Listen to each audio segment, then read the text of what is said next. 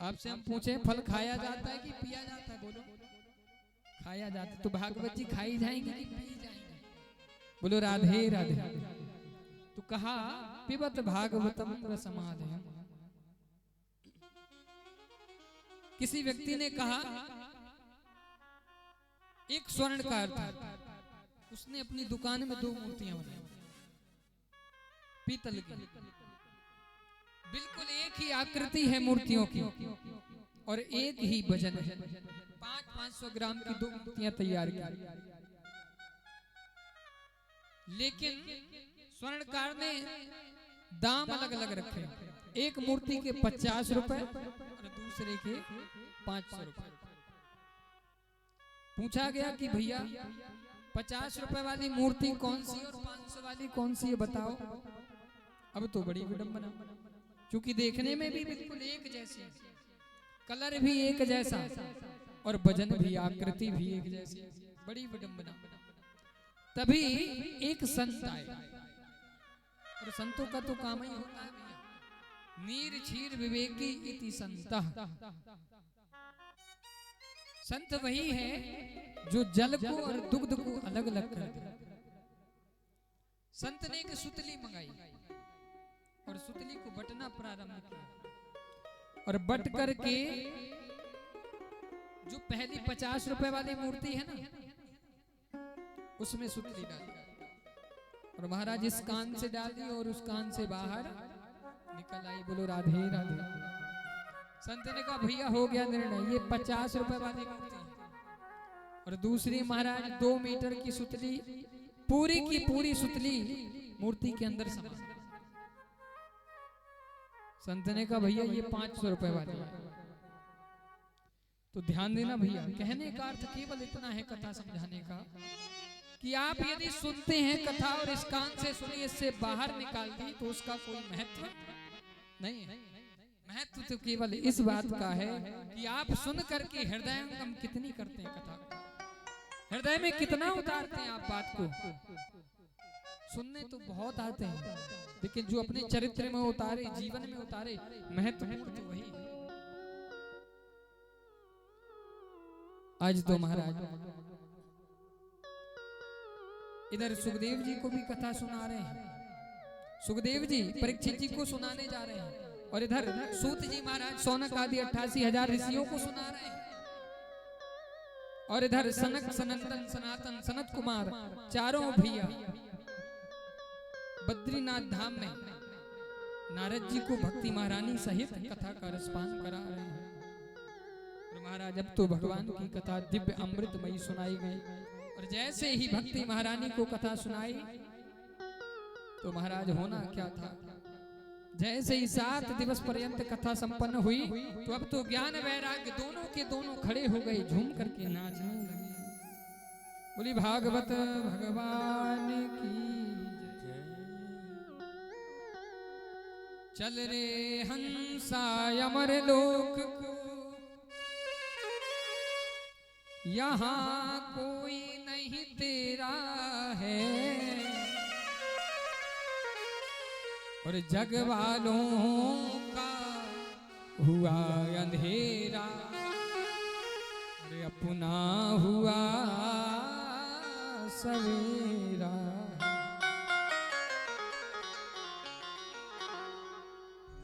सुंदर कथा का रसपान किया,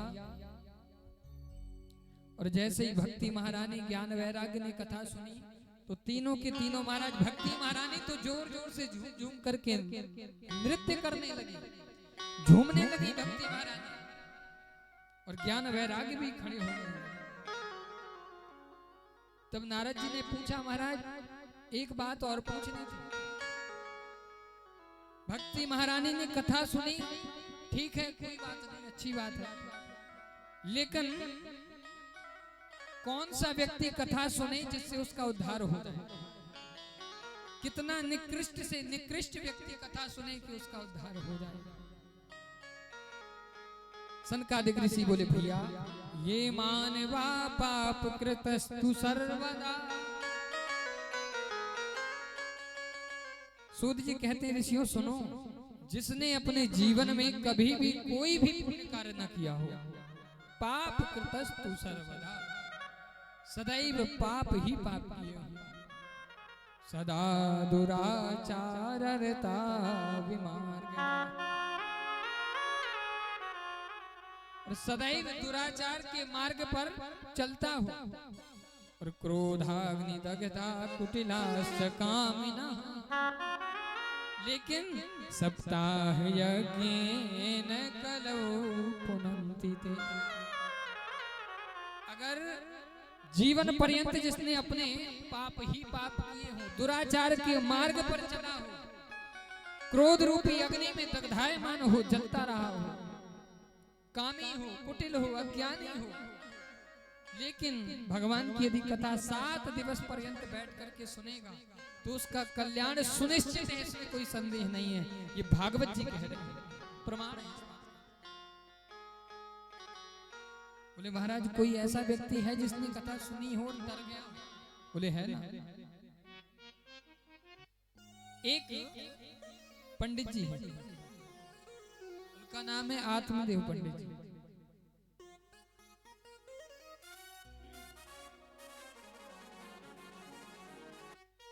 तुंगभद्रा तटे पूर्वम,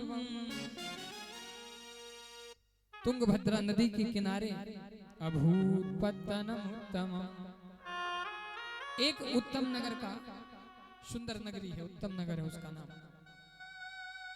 यत्र वर्णा स्वधर्मेण,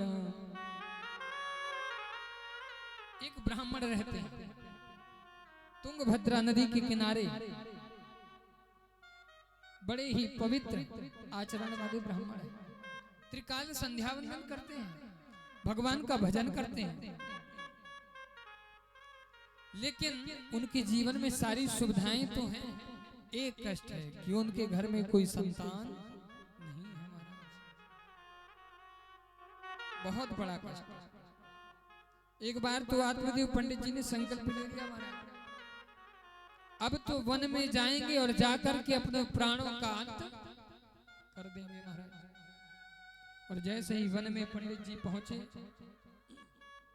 एक संत मिले। जीव का मार्ग जो होता है ना, 2 चीजों से बनता है, या तो संत मिल जाए या भगवंत मिल जाए। आज आत्मदेव पंडित जी को संत मिले, और जब भी हमें आपको कहीं संत मिले तो समझना चाहिए भगवान भी मिल जाएंगे, दूर नहीं है, क्योंकि रास्ता तो वही है। कौन पावे जाको पार,